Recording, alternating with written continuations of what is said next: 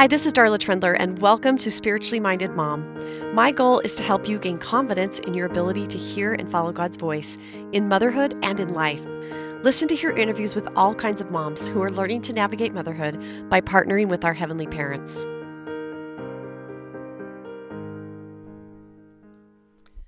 Welcome to the Spiritually Minded Mom podcast. This is Darla, and I'm so happy that you're here today. I'm very happy to welcome my guest for this episode.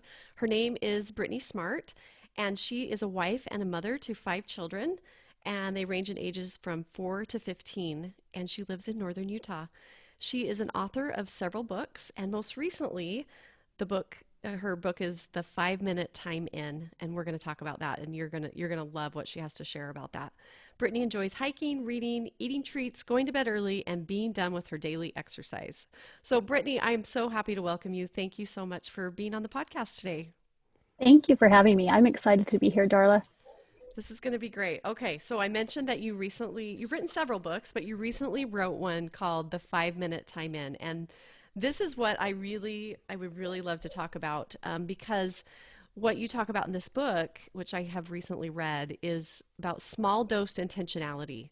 And so we're going to dive in a little deeper in that, I love that. But tell me the story of what your motherhood life was like before you wrote this book and what prompted you. You kind of did an experiment. So tell me, paint the picture. What was life like? You have 5 kids. What was going on at that time before you wrote this book? Okay, well, before I wrote the book, um, I was pregnant with my 5th child. And so my oldest was about 11 or 10. And I had always kind of wanted to be a mom. I was excited. I wanted, when I was younger, I wanted to have like a van full of like 10 kids and do the whole massive family thing. I come from a family of 9 children, and I thought that was in my future. And plans changed and things didn't work out necessarily that way, but I was so grateful to have each of my children. And we just, I mean, everyone's average, everyone's normal looks different, right? Like we all, whatever is normal for me might be abnormal probably is, let's be honest, probably is abnormal for others. But I would say that we were a pretty average family. We had, pretty good health and happy times and sad times. And we got out the Legos all the time, whatever. We were active. I worked freelance for a lot of years as a young mom, doing some editing and writing from my home. My husband works out of the home, and but I resonate with being a full-time mom. And so, things, whatever, it wasn't like Pollyanna. We had struggles and stuff, but things were pretty normal life. And then gradually, as I was pregnant with my last, it was kind of a difficult pregnancy. I had to go on a modified bed rest toward the end, and I had some health problems before that. And I don't know, somehow I just kind of got onto this weird trajectory of disengagement. And I loved my kids. They were physically safe. And I was never like diagnosed with clinical depression or anything like that. So I can't speak to people who have challenges different than my own. But what I can say is that I just found myself wanting to be anywhere but here when it came to being a mom. I was tired of, if I'm being honest, and I just wanted my own space. I was kind of on what I call in my book, apathetic autopilot, where I would do whatever it took to get them on their own, like shoo them out the door, like fine, yes, watch screens, I don't care. Like there were times when they would come home from school and they'd pull stuff out of their backpack and they'd kind of look at me, like normally that's a time where kids maybe want to show their parent what they've done at school or talk about this art project or this test or whatever. And they would kind of look at me and just kind of automatically go to the recycle bin and put their papers in there, just because they knew like, oh, she doesn't care, because that's the behavior I had displayed for far too long. So that's kind of where I found myself. And that's all described in much greater and gorier and more embarrassing detail in my book. But it's so relatable. Oh, Like so many moms, I know so many moms are out there going, "Yep, I mean, I can relate. I've felt that way before." So was there like a one point where you just kind of had your breaking point and you knew you needed to change, or was it something gradual that happened? Because your book is writing about the change that you made. What happened to help you realize I've got to come out of this apathetic state that I'm in right now in motherhood? yeah. Well, it was twofold. There was like kind of a gradual that I had a problem. First of all, that this was a problem, that even though my children were fed and housed, they were still not being loved, like Mm-hmm. I wasn't providing that security, emotional security for them. So that was, I describe it as kind of like I'm washing this window, and mentally I'm cleaning this window, and every time I realize, oh, my kids are um, getting along without me, they don't need me, or they're sad, or they're only playing with each other, they're not reaching out to me, or they're saying, oh, you better clean that up, mom's gonna be so mad if she, like when they're banding together and I'm on the outside, that was kind of like a swipe of like washing this window. And when I finally realized this is not okay, this is a problem, that's like the window was clean, but inside it was a huge mess. And so like I had gotten, to one step of like clarity, but there was still a whole room full of mess that needed to be cleaned up. And part of what helped with that ultimate switch, like you talked about, yes, I came to an experiment, but the reason why I think is I was doing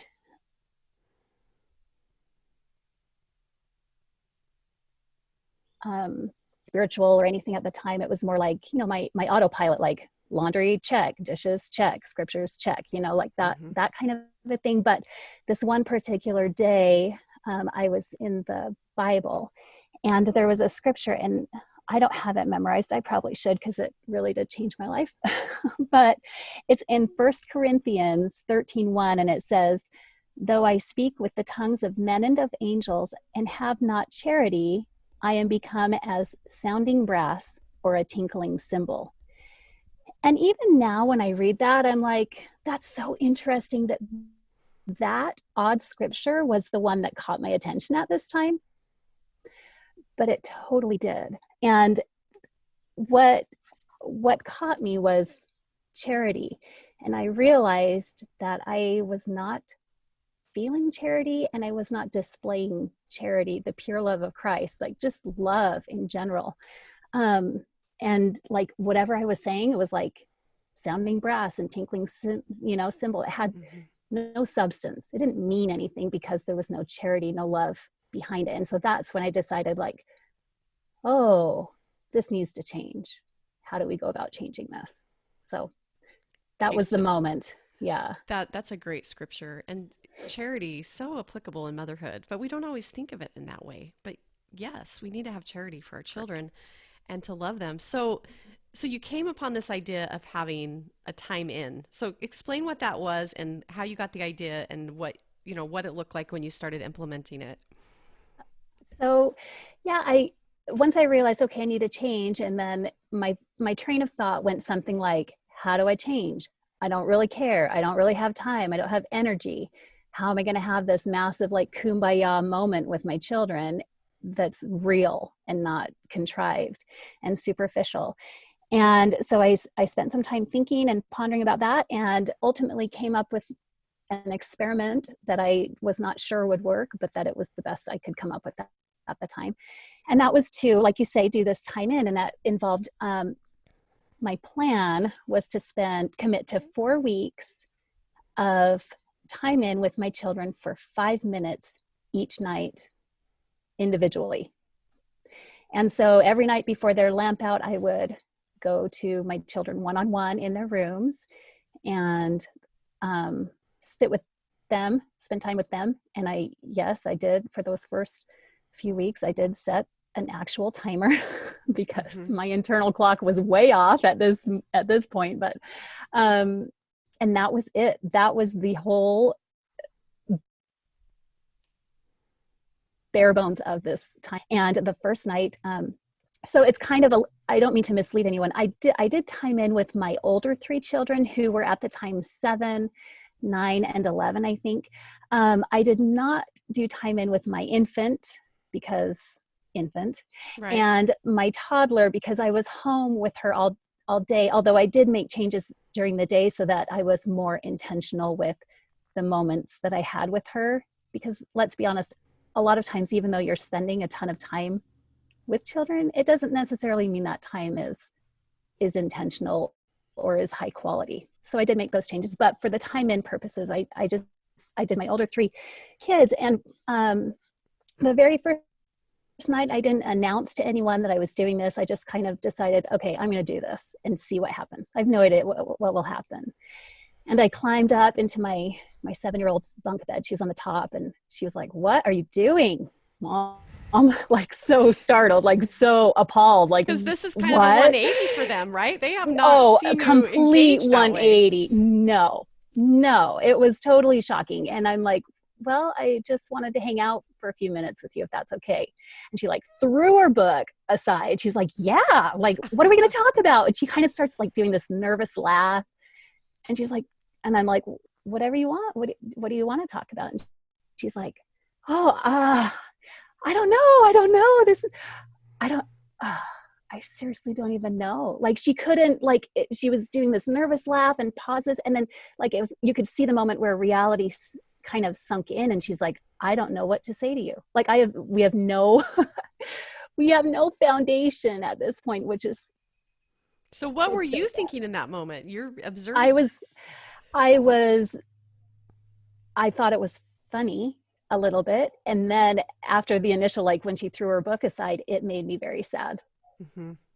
It made me very sad that this is my daughter of, 7 years. And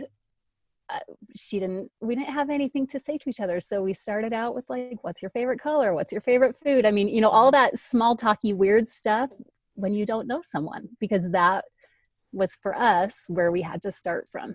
So that was like the first experience. And I think maybe that was the most eye-opening thing. Like, wow, I've really let this go a long way off the rails. So good thing I'm trying to turn it around. So you're initially saying, I'm going to do this with my 3 older kids for 4 weeks, and I'm going to spend 5 minutes of individual time. What were some of the other eye-opening experiences that you had during that 4 weeks?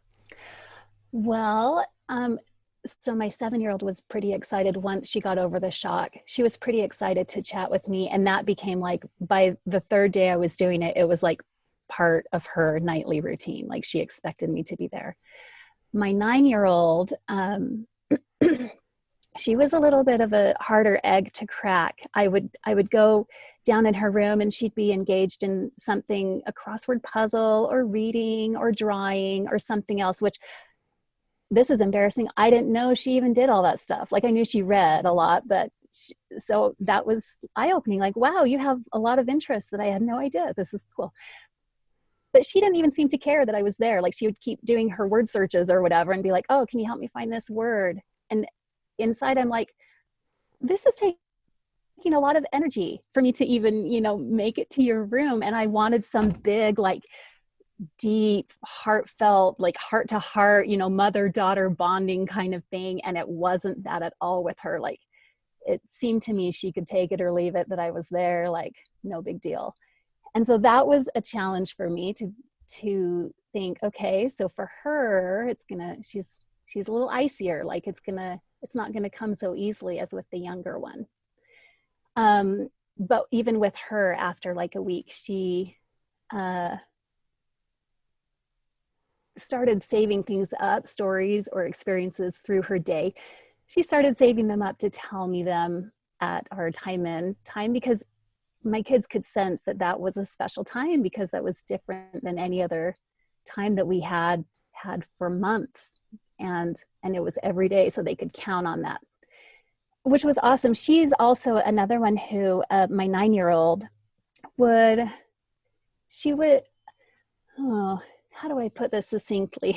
she would kind of freak out about things, and that would escalate my frustration. And so a lot of times we would we would have conversations that were, let's say, not productive and not positive. I remember one time, this was probably a week or two into Time In, that I had been doing this consistently. And one time we were all getting ready to go somewhere. I can't remember exactly. And she couldn't find her library card. And she's a big reader, so that was a big deal. And she had looked everywhere, and she was kind of starting, like, on the verge of freak out. And I was like, okay, Layla, I know that's so frustrating. I hate it when I can't find stuff. Like, I get why you're frustrated, because it really does bother me. Would you be okay if you used my library card? I'm happy to check out your books for you. And then when we get home, I can help you look for it, because there was something else. We had another appointment or something where we did kind of need to leave at that moment. And she did like a total emotional self-check. And she was like, actually, you're right. Yeah, that plan will work. And reflecting on that, it was so interesting to me, because she had learned that she could trust me to look out for her interests. And it wasn't all about me and my schedule, and we have to go now because I have to be at this place, at this time. So that was really cool, that Time In kind of facilitated this level of communication, but also of trust. And I attribute it to Time In. Maybe other parents have that. And I know a lot of people are very good at this with their children. It hasn't come naturally to me. And so I attribute it to Time In as being like the shifting point of like, oh, we can communicate in this way, and we can trust each other. And even though the outcome is the same, like we didn't find her library card at that moment, the level of emotional handling of that was way better. Yeah. I can totally see that scenario going on in and I would have been like, okay, yeah, freaking out, like, just move on, get over it, Yeah. And I think that's the natural thing that a mom wants to do. So the Right. fact that you were being intentional with this relationship was making a difference. It was making a difference, and it was allowing me to be way more empathetic, to see things, because, I was checking in with them every night, and I kind of knew, like, I began to learn the things that would stress them out, or the things that were important to them. And so that allows for a level of empathy that someone coming in blind, like I had been, doesn't have. Yeah. So, and then there was one time with my oldest, I'll try to make this brief. I had gone in, this was maybe about, a few days in, and we didn't have that much to say. I mean, it was kind of an average day, and I didn't know we didn't know what to say. And I was kind of doing the side eye at my watch, like, okay, I got 3 more minutes here. I don't know, what do I just sit here? And then I lasted the whole 5 minutes. I didn't want to, but I did. And as about as I was getting ready to leave, he asks me this question about his friends and about something way bigger than what I thought he was capable of. And it was kind of this deep soul-searching question. And it caught me off guard, but we ended up talking for almost a half an hour, I think. And I wonder, looking back, if those 5 minutes, like if he was working up the guts to ask me that question, whereas it's not a question, opening up to someone, a lot of times you can't just pop out a question, and it takes some kind of warming up to it. And I am so glad that I stayed those 5 minutes. That was kind of like the warming period, and then the true meat of the discussion came later, and that was very humbling for me. I was able to go upstairs and talk with my husband about, how can we, as a team, how do we approach this issue with him and help him feel good about his decision and, blah, blah, blah. So all that to say, like, even though the 5 minutes did turn into a half an hour, it felt as though during those 5 minutes, it felt as though this is not important. This is nothing. This is a waste of time. But ultimately, it was completely opposite of that. It was so necessary. Yeah, I love all those stories. One of the things I was thinking as you were talking is how quick to forgive and to have a relationship with us our children are. They weren't harboring this, especially like look at your 7-year-old. It took her one time Yeah, and I know. she's I she know. just they just crave that. They want that relationship with us. And I think that that's very hopeful that we can do something different and our kids will respond and be there and want to be a part of having that relationship with us. They're not holding on to these grudges and harboring bad feelings forever. No, I agree. And I think too, that's part of the beauty of time in is it's such a small, seemingly like superficially insignificant amount of time. But when I was consistent with it, which I was, that 5 minutes feels to them and to me, it feels way bigger than of Hmm. than 5 minutes. It really is like a gateway to a whole relationship. And I think to what you're saying, like they're so quick to forgive and they're also so quick to begin trusting again when you show up every day with this small dose intentionality and you're like, I'm here for you, we're here face to face, this is your time, what do you want from it? And it's such an easy way to provide that olive branch. If you're coming from a place like me, this is so useful for people who are already like, my kids and I are pretty great. Like you don't have to be in riding the train of disengagement as I Hmm. describe it. Yeah. It can be and should be probably most parents just as a full-time mom, I spend so much time with my kids, especially now we all do, right? Yeah, With we're all how, there together. yeah, with how the coronavirus is right now and everything, the world has changed. But even that does not equate to um, a relationship. Just being in the same house doesn't mean that you're getting closer. And so I'm a huge fan of 5 minutes and being intentional and being consistent. And it really is it was for me, and it has been for many that I've heard who have read this book and started implementing changes in their own lives. It has been so key. Those three things have changed lives. So it's Yeah. uh, anyone can do it. One thing my friend shared with me, she started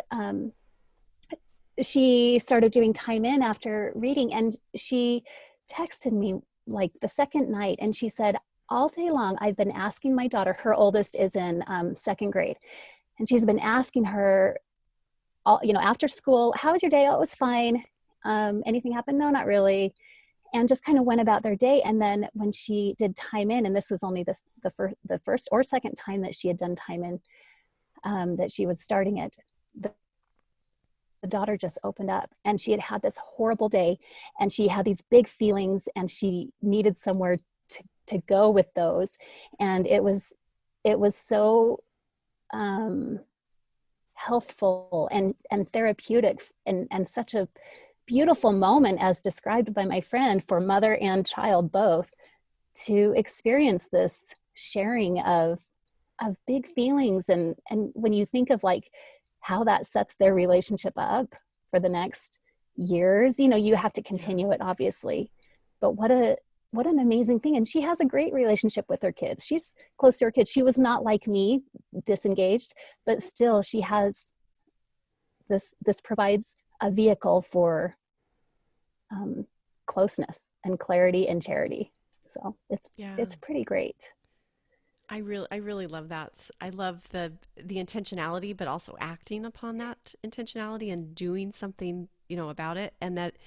And it's just hopeful that it doesn't have to be some huge thing. I mean, it's No, 5 yeah. minutes, but it's just intentional 5 minutes, and that will make a huge difference. So this happened several years ago when you Mhm. started this, and um, you only did it for 4 weeks, right? Yeah. Yeah. Okay, so what Normally, happened yeah. at the end, and what has been the result since then in the years that passed since you did this? Well, at the end, I mean, we kind of I didn't do an alarm like my timer anymore. I still go even now. I still go visit my kids before bed, and we have this joke like my older two girls share a room, and I'll go down and say goodnight, and I'll like pat their knee. I don't know how that started, but it's like this weird, the tucking in has become different. It looks different. I don't sit at the foot of their bed anymore, although sometimes I do, but as a rule, I don't.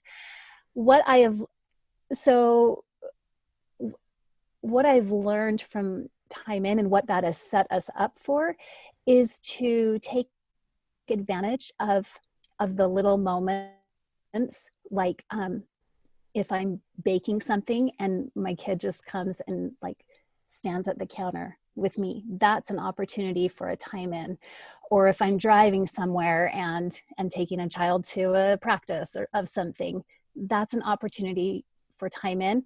And so what the formal, like the 5 minute time in my 4 week thing did was got it got my intentionality radar kind of pinging again, and I could then move more away from the scaffolding a little bit and use just the fluidity of life to recognize and take advantage of small doses of points of connection. Sometimes that's nothing more than like an exchanged look, with like an inside joke or something with the child, and we kind of both smile, and that act like that counts. That's something, because we have built upon this framework of knowing each other and having charity in our home. And so I'm not trying to say that my kids and I get along all the time, and I'm not trying to say that I just walk around in like throwing roses in the air because everything is so joyous, because that I don't know. Do people throw roses in the air when everything's joyous? I I don't. don't. That was a terrible analogy, but I don't mean to sound like things are hunky dory because I sat on my kid's bed for 5 minutes every night. Like life is still totally the same. It's totally the same. We still have tantrums. I still get headaches at times. We still, don't see eye to eye on what should and shouldn't be. And that's all part of life. That's fine. That's great. But so life is the same, but it's different because I'm part of it.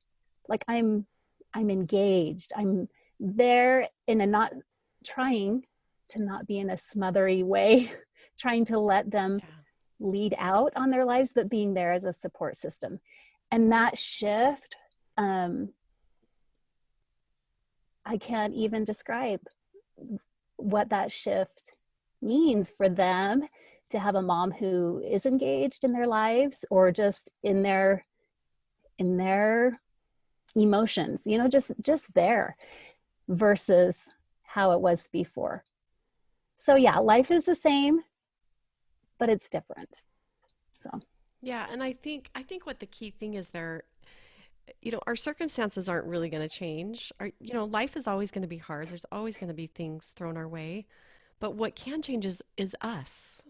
We can make changes, and I love that you're bringing charity into it. The pure love of Christ. Like Christ is the way that we can make these changes, and that is what can make our life better and make it beautiful. Even though the world can rage on, and the hard things can happen, we can change. And I think that applies to so many parts of life and so many things. And I love that your story illustrates that. So what would you say to a mom who is feeling like that disconnection, like you were? They're back where you were several years ago.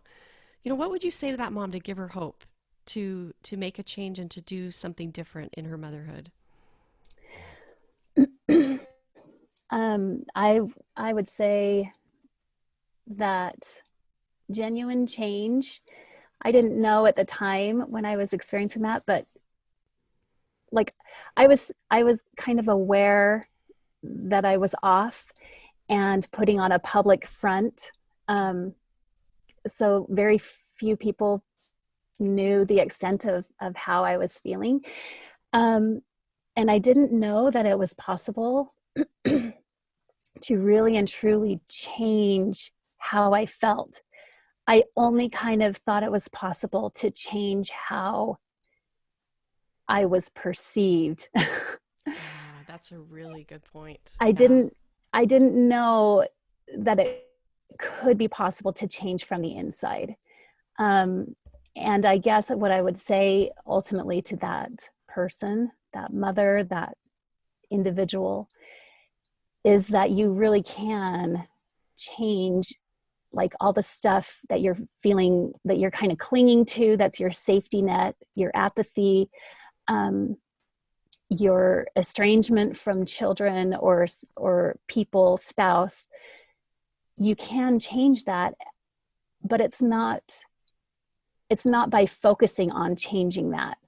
It's focusing on what I think is the root, and it's focusing on charity, focusing on how can I gain charity either for this individual or just in my heart, just in my situation, in my station. How can I develop that charity? And the amazing thing is when that happens, the things fall into place. The genuine change does actually happen in your heart, but I found it very unsuccessful to focus on change. Like, oh, I should smile as a mom. I should try to talk right now.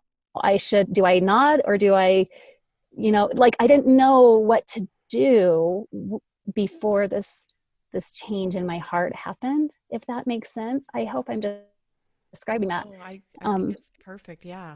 in a way that makes sense. So that's what Yeah. I would say.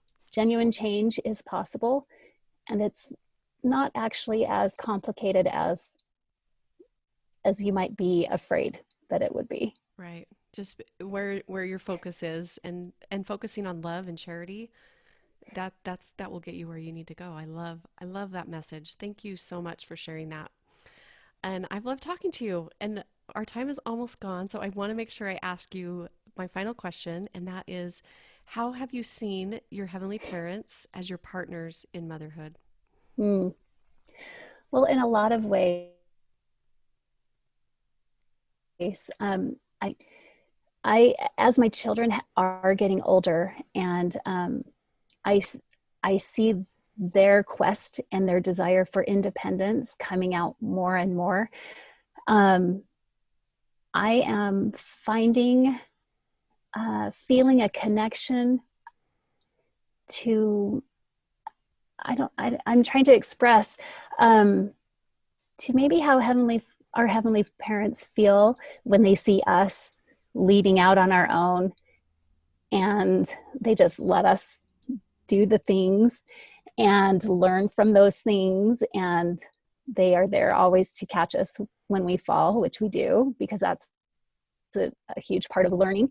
um, I feel them, I think, as I am trying to do those things. It's very hard to watch my kids step out when I know that they should be doing it differently or in this way because it's safer or better or more effective you know or correct, whatever my reasons are.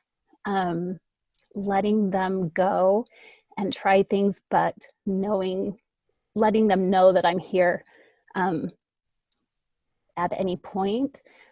I feel like that's a parenting map that has been laid out by our heavenly parent. It's hard. It takes a lot more love, I think, than just doing everything for my kids. It's Yeah. very much harder, but I know that it's better for them. And so that's something that I feel their example that I am woefully short of, but I'm trying to kind of change my lens that way. I love that. That is beautiful that we have a pattern to follow. We have someone to look to who who they're perfect and they can show us the way. So Mhm. thank you so much. I just Oh, it's appreciate you coming on. And where tell us about your book. Where can people find your book if they want to read? And I read it and I would highly recommend reading it because you kind of detail what these 4 weeks were like, and it's humorous, it's endearing, it's a really great read. And also you give so many good tips at the end, like a whole list of different things that you can try, not just a time in. So where can people find your book? Tell us about that. yeah. On Amazon is the main place. There's a bookstore locally in northern Utah, the Book Table, that also carries it. But I think Amazon would be people's best bet at this point. So Okay, it's great. And I there. will also make sure I link it up in the show notes so people Awesome. can go there and get the link to Amazon. But Brittany, thank you so much. I appreciate you so much being here. Thank you, Darla. I love this conversation.